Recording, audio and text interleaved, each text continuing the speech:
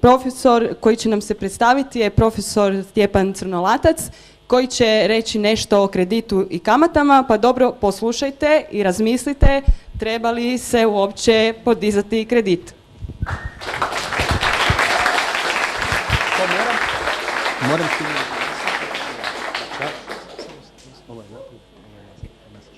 a ovo tu? Aha. Lijepi pozdrav svima. Pozdravljam prvo goste, pa onda četvrti je koji je došao u prevelikom broju, pa za mjesec dana odgovarat ćete to. I pozdravio bi ove vanjske navijače u nadi da nas neće srušiti dok završimo i tako dalje.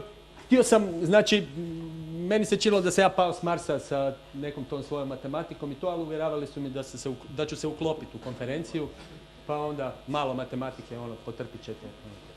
Evo, to je, znači, kako se formira, znači, htio sam sa gradivom četvrtog razreda, kako se, kroz taj geometrijski niz, kako se vrlo lagano mogu izračunati ti problemi sad vaših roditelja, kako možete izračunati ratu kredita vaših roditelja, a za 5 godina kad vas roditelji, vi ste četvrti razred, kad vas roditelji napiknu van, onda će to biti vaši problemi.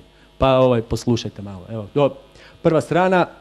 Znači moram krenuti sa ovom formulom složenog kamatnog računa, dakle C0 je ta glavnica toga čeg prvo je štednja, a poslije će biti ono što ćete morati vraćati.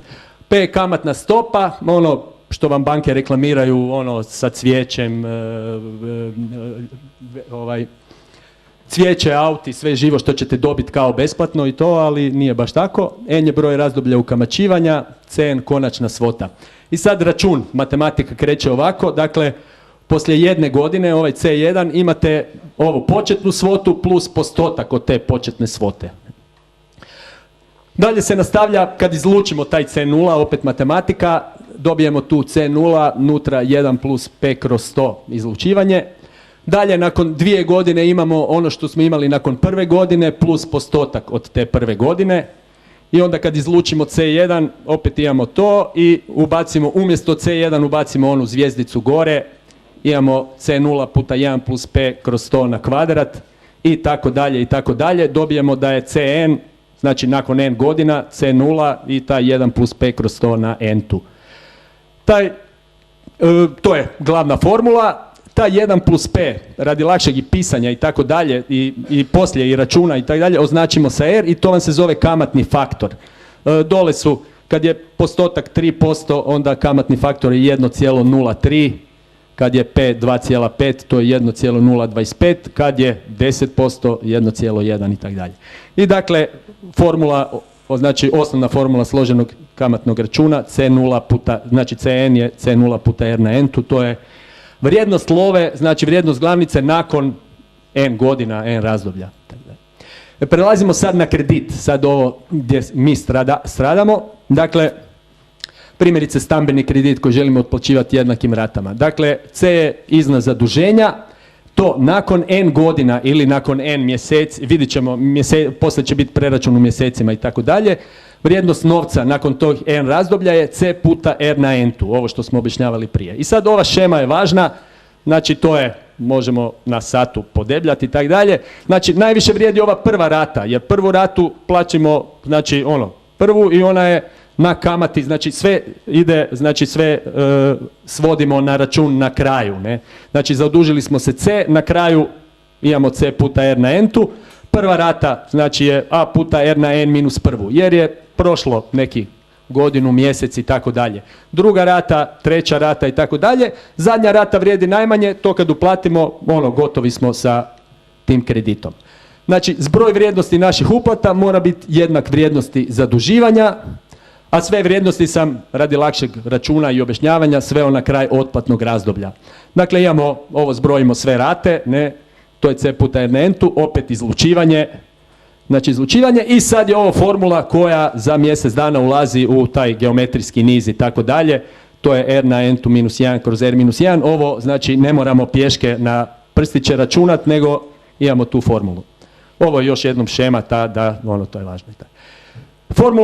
Ta formula izlazi, imamo legendu o šahu, to sam već isto spominjao, kad je izmislio šaha, od vladara dobivao nagradu, onda na prvo polje 1 zrno, na drugo polje 2 zrna, na treće polje 4 zrna i tako dalje, do na 64. polje 2 na 63. I to je ukupno 2 na 64. minus 1, jako puno zrna, nije toliko bilo u kraljevstvu i tako dalje. Odnosno iz formula geometrijskog niza koji ćemo raditi, dobijete tu formulu, to sam objašnjavam o čem se radi. I sada, znači, da svedemo na taj anuitet, znači imamo matematika, pomnožimo, sredimo, dobijemo ovu formulu za anuitet. Znači, ovo smo se zadužili, znači ovo je kamatni taj faktor, n i tako dalje. I sada izračun, idemo na tablicu konkretnih primjera, izračun napraviti na podacima P 3%. Toliko vam je danas otprilike, oko 3% se vrzma, to je povoljno prema onom što sam ja plaćao i tako dalje, vidjet ćemo, to je prosječna kamatna stopa. Uzet ću ovaj osnovni 10 godina, ne kredit na 10 godina i 100.000 eura da se okruglo, da lakše uočimo kamate koje smo naplatili i tako dalje. Tu moramo, znači zbog kratkoće prezentacije, ovo sam zbrzao, ali mjesečni kamatni faktor, R mjesečni je 12. korijen, to znate zašto 12. jer godina ima 12 mjeseci i to je znači 12. korijen iz godišnjeg kamatnog faktora. Znači, N je 10 godina, dakle mi imamo 120 mjeseci otplate. Znači, i to kad ubacimo u našu formulu, dobit ćemo 963, u formulu koju smo imali na prošlom slajdu, 963,74 eura. Kamate koje ćemo platiti kroz 10 godina su, znači imamo 120 ovakvih rata, minus tih 100.000, platit ćemo 15.648 više, znači toliko kamata ćemo platiti kroz tih 10 godina. I sad dalje u tablici, pozorit ću dalje u tablici, znači uvijek je zaduženje 100.000 pod različitim ovim stopama, odnosno godinama.